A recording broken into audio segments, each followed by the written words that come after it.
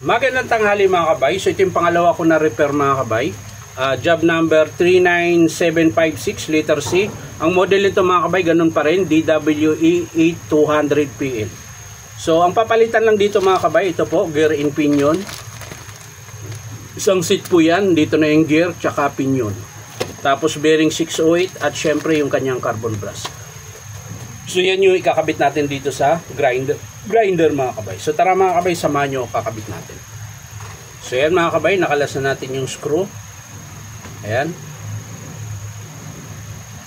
So ito po yung kanyang gear. Ito ba pala? Natin nakalas.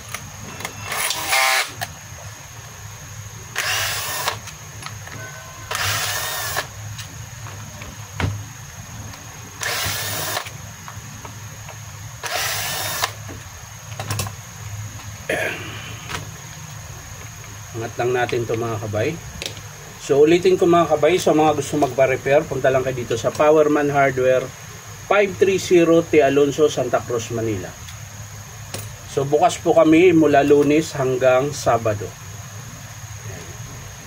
So ang bukas po namin sa umaga ay 8:30. Ang labas naman namin ay 5:30.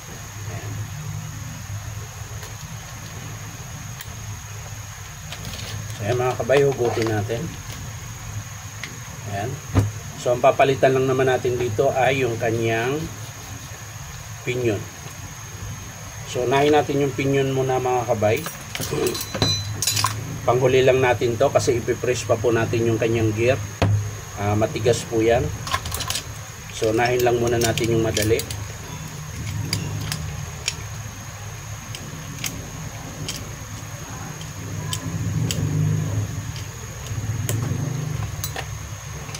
Lulugan lang natin.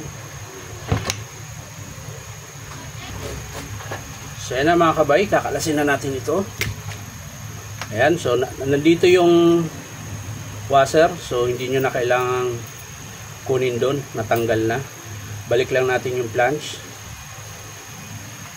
At syempre yung kanyang bearing.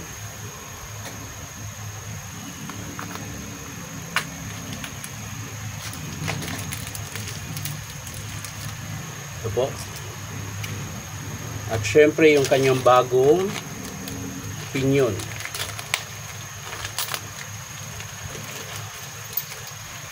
So ito yung bagong pinion niya mga kabay. Ipitan na po natin.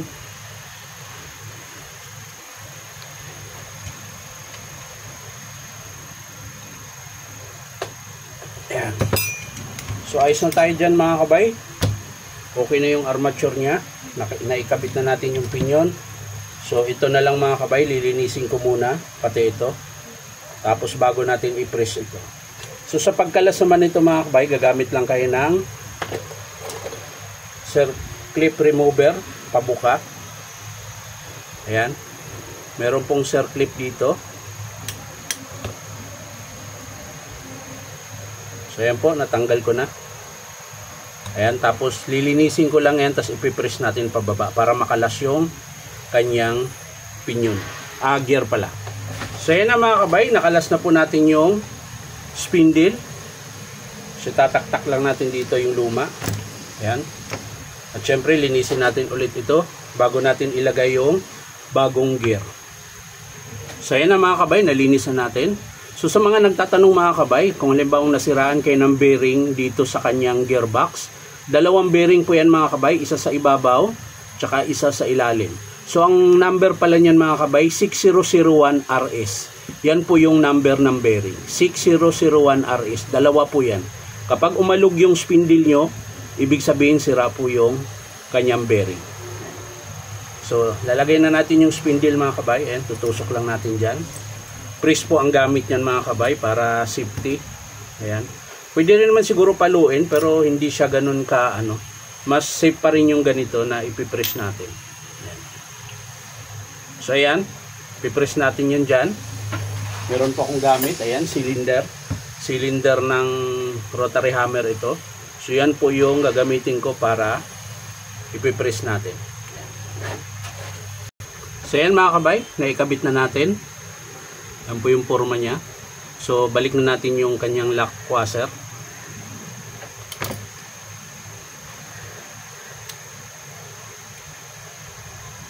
So ulitin ko mga kabay, sa mga gusto magpa-repair, punta lang kayo dito sa Powerman Hardware, 530 T. Alonso, Santa Cruz, Manila. Hanapin nyo lang po yung DeWalt na signboard. So ganyan na po siya mga kabay. Ayan. So lagyan lang natin ng grasa dito.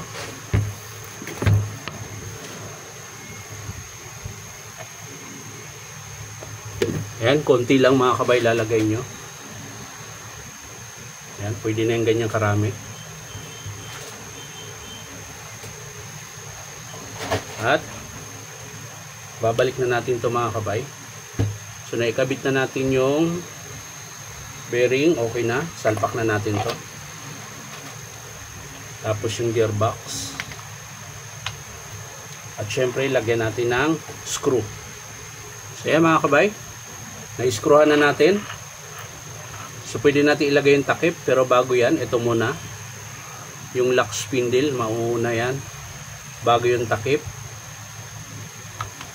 At syempre i-screwan din po natin. Saan ba yun? Wala na yung dalawang screw. Ayun, kulang pa ng isa. Ayan, tapos higpitan lang po natin. So ayan mga kabay, nahigpitan na natin yung screw. So ito namang carbon brass ang ikabit natin. So yun yung last natin na ikakabit, yung kanyang carbon brass.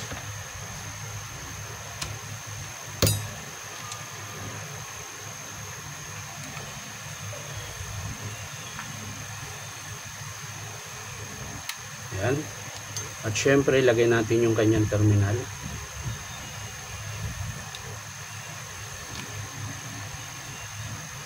So sa mga gustong bumili ng piyesa mga kabay, punta lang kayo dito sa Powerman Hardware, 530 T. Alonso, Santa Cruz, Manila. Ayan. Puro DeWalt tsaka Black & Decker Stanley lang po ang binibenta rito na spare parts. Wala po tayong Makita, wala tayong Bosch, walang EEG. Ayan.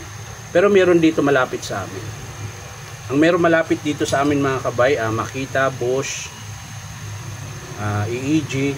Ayan. So meron po rin dito kung meron kayong mga tools na gano'n. So ayos na mga kabay, testing natin kung hindi na siya maingay.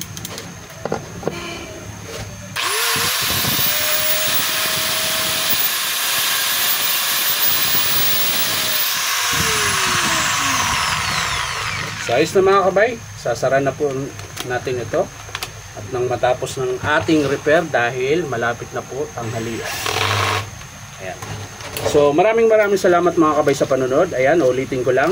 Ang pinalitan po natin dito sa E200 PL na grinder, gear and pinion, bearing 608 at yung kanyang carbon brass. So yan lang mga kabay, maraming salamat. At syempre baka naman pwede makahingi sa inyo ng isang subscribe dito po sa aking YouTube account na Inom Tabay. So maraming salamat. Bye bye.